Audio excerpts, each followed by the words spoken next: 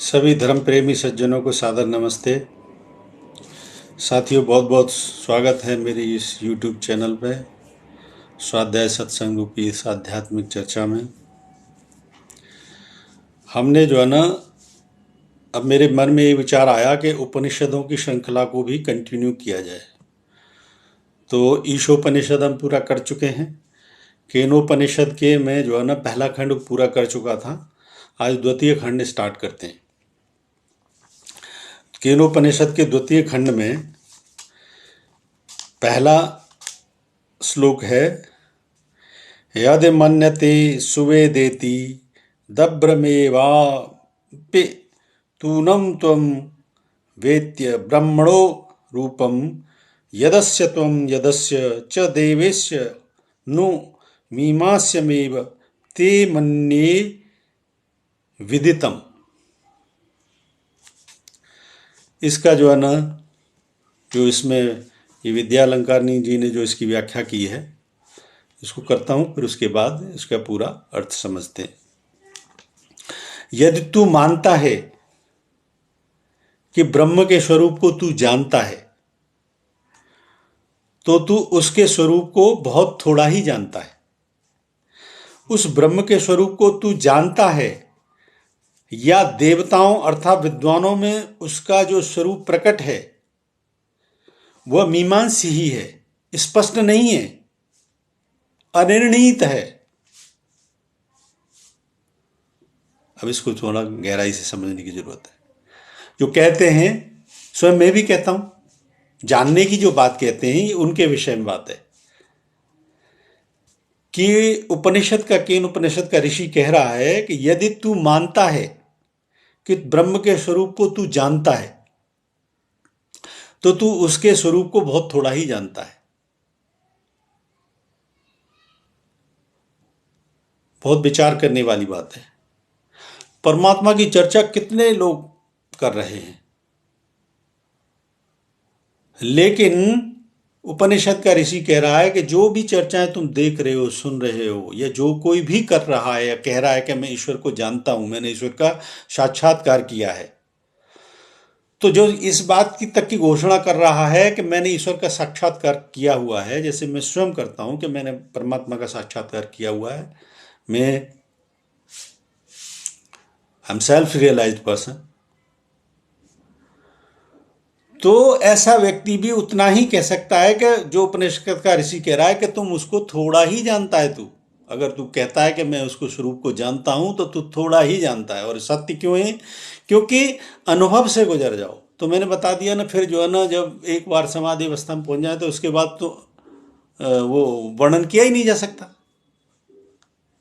वो चरम आनंद की एक ऐसी सीमा होती है कि उसमें जो है ना, तुम्हारा मन तो होता ही नहीं जो एनालिसिस कर सके वहां किसी भी बात का। तो वहां पे एनालिसिस करने वाला ही नहीं रहता। वो ईश्वरत्व का आनंद होता है ऐसा, तो उसको वर्णन किया ही नहीं जा सकता। वर्णन, और जब बाहर आते हैं उस अवस्था से तो उसको वर्णन नहीं कर सकते। तो इसलिए कहते हैं कि उसके पूरे स्वरूप को तो कोई जान ही नहीं सकता। तो इसलिए उपनिषद का ऋषि कह रहा है कि यदि तू ये घोषणा करता है कि मैं उसको जानता हूं, तो तू थोड़ा ही जानता है। और फिर उपनिषद का ऋषि क्या कहता है इसके आगे कि और यदि तू उसके आगे थोड़ा बहुत भी जानता है, जैसा कि उसके बारे में जनाया जाता है, कौन? कि देवताओं अर्थात विद्वानों में उसका स्वरूप जो प्रकट किया जाता है, या देवताओं के स्वरूप का जो वर्णन लोग करते हैं। कहते हैं ना, किसी देवता की इसकी कथा कोई कर रहा है, कोई किसी की इस रूप के वर्णन कर रहा है, कोई इस देवता को पूज रहा है। तो ऐसे लोग अगर उस दृष्टिकोण से उन्होंने उसमें महारत हासिल कर ली है किसी एक स्वरूप को, किसी एक अंग को, ये दरअसल परमात्मा के अंग हैं। चाहे देवताओं के जो पूजन होता है वो फिर अंग है, और या फिर कोई जो है ना उसके स्वरूप का जो वर्णन कर रहा है किसी भी शास्त्र को लेके, जैसे अभी मैं इसको लेके कर रहा हूँ, मैं भक्तों को लेके भी करता हूँ, मैंने भगवत गीता को लेके भी की है।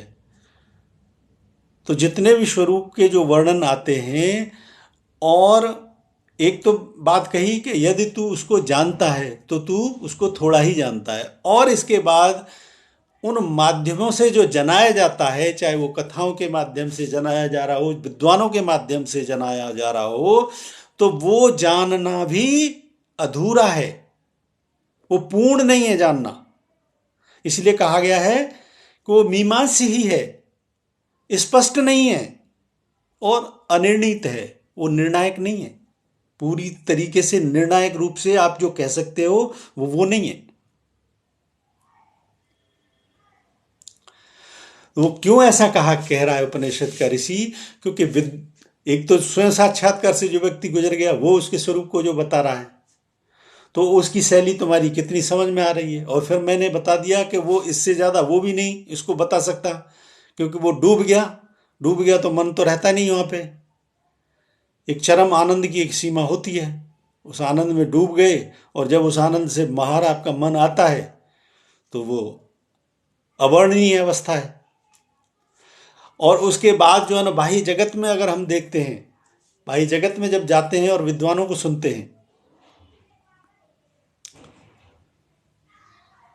और विद्वान उसकी जो व्याख्या करते हैं, उसके स्वरूपों की जो व्याख्या करते हैं, वो भी व्याख्या पूर्ण नहीं है, अस्पष्ट है वो और अनिर्णीत है। यानी वो पूरी व्याख्या नहीं है उसकी। आप निर्णायक रूप से उसमें वो लोग नहीं कह सकते कोई भी कि मैं जो परमात्मा का जो स्वरूप बता रहा हूं उससे आगे परमात्मा का स्वरूप कुछ है ही नहीं, वो ऐसा कोई भी नहीं कह सकता। तो वही उपनिषद का ऋषि इसमें कह रहा है कि यदि तू मानता है कि ब्रह्म के स्वरूप को तू जानता है तो तू उसके स्वरूप को थोड़ा ही जानता है।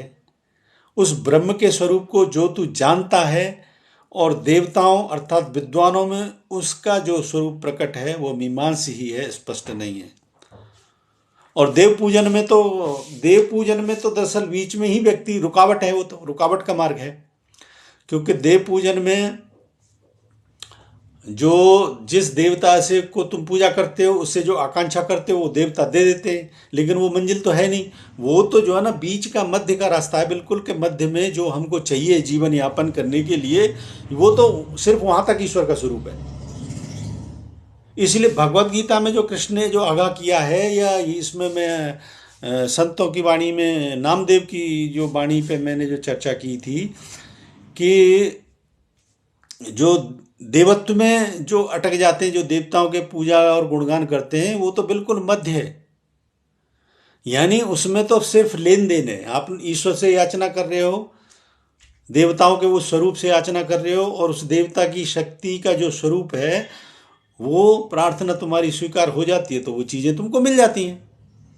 तो कृष्ण ने जो गीता में कहा है कि जो वेदों में सिर्फ जो है ना डूबे हैं, वेदों में जो मांगों में उलझे हुए हैं, वो तो परमात्मा के स्वरूप को बिल्कुल भी नहीं जानते।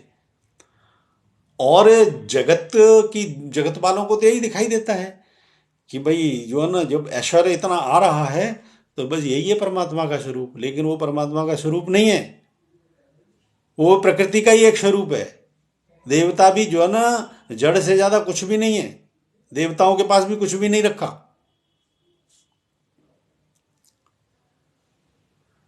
तो वहां से जो है ना अगर वो मांग वहां से उठ रही है और वो पूरी हो रही है और उसके बाद तुमको मिल रहा है तो वो ईश्वर नहीं है। वही उपनिषद का ऋषि कह रहा है कि जो देवताओं की विद्वानों के द्वारा या ईश्वर के दूसरे रूपों की जो चर्चा की जाती है वो भी मीमांसी ही है। मीमांसी का मतलब दे रखा है इसमें विचार करने योग्य, उपाही उहापीह करने योग्य, अनिर्णीत, यानी उसमें वही अधूरापन ही है, अनिर्णीत ही है वो उसका स्वरूप की पूरी व्याख्या है ही नहीं। तो सबसे बड़ी बात इसमें समझने की तो जो विद्वानों के माध्यम से अगर देव पूजन की जो बात की जाती है तो वहां पे तो बिल्कुल भी नहीं अटके। देवताओं का पूजन तो हर व्यक्ति को करना ही होता है। क्यों? क्योंकि ये जितनी भी हमको जीवन यापन के लिए जो सांसारिक जीवन में जीने के लिए जो भी सामग्री चाहिए होती है वो सिर्फ देवता ही दे सकते हैं, वो भगवान नहीं दे सकता। हाँ, भगवान की कृपा से सब कुछ होता है, देवताओं का विसंचालन उसी की कृपा से होता है, देवत्व शक्ति भी उसी की वजह से कार्य करती है। लेकिन जो भी चीज हमको मिलती है ये निश्चित तौर पे देवताओं की कृपा से ही मिलती है। तो देव पूजन का उस दृष्टिकोण से माना नहीं है, लेकिन जहाँ पे पूरी तरीके से भक्ति में डूबने की बात आ जाए या परमात्मा को प्राप्त करनी आ जाए वहाँ पे इनके उल्लंघन की बात कही हुई है। चाहे वो गीता में बात कर लो, चाहे कृष्ण की जो व्याख्या, जो ये संतों की वाणी की जो व्याख्या मैंने करी है, उस दृष्टिकोण से ले लो, तो यही समझने की बात है। तो मेरे ख्याल से हमने आज ये प्रसंग दोबारा से द्वितीय खंड इस केन उपनिषद का शुरू किया है और आज ये पहला श्लोक पूर्ण किया। मुझे निश्चित उम्मीद है कि इस उपनिषदों का भी एक अपना अलग ही आनंद है। ये जो है ना, ये वो अतुलनीय ज्ञान है कि बताते हैं ये इस ज्ञान की तुलना नहीं की जा सकती, तो ये वो ज्ञान है।